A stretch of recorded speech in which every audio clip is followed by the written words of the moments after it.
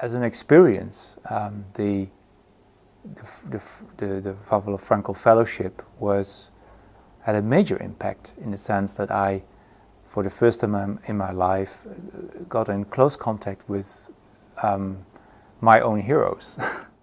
Otto Frankel was at that time still able to receive me.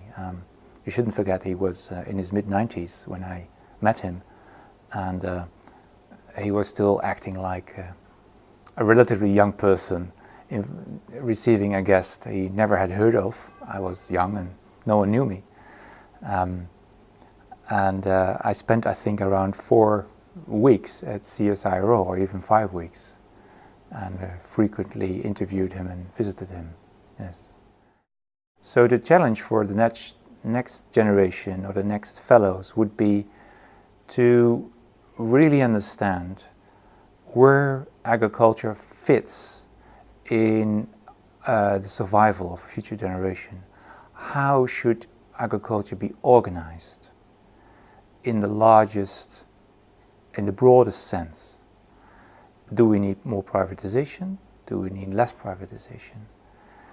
Do we need small-scale agriculture? Do we need large-scale agriculture?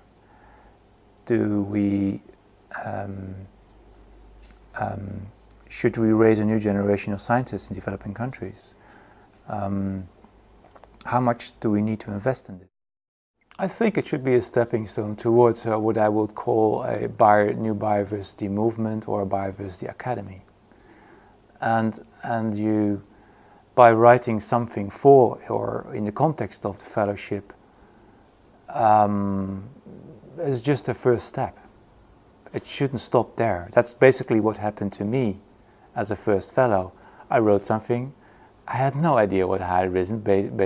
Basically, I liked what I had written, but I had no idea. And it should have, ideally, it should have become part of a follow-up program. Agriculture is differently organized than it was in the past. So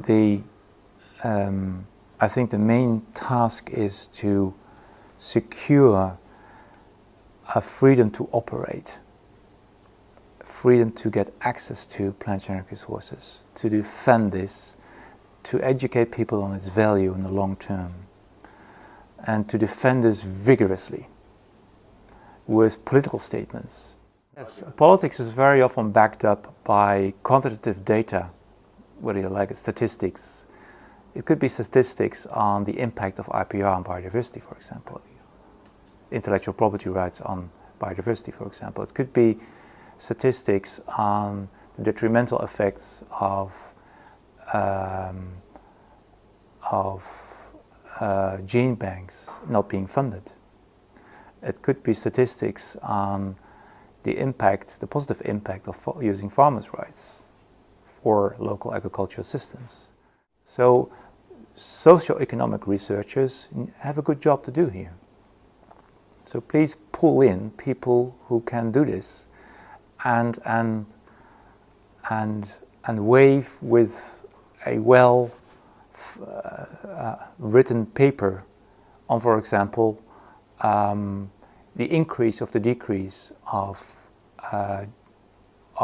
genetic erosion over the years due to modern plant breeding.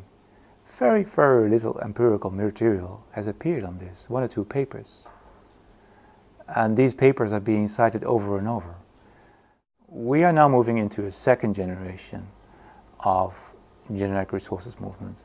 And these people are disconnected from the main system. They work on the ground, they work with farmers, they're completely connected through internet. They set up their own conservation and use system, also in the future, by very small devices. And all these devices will feed their information into one central system. And it doesn't need any big infrastructure anymore.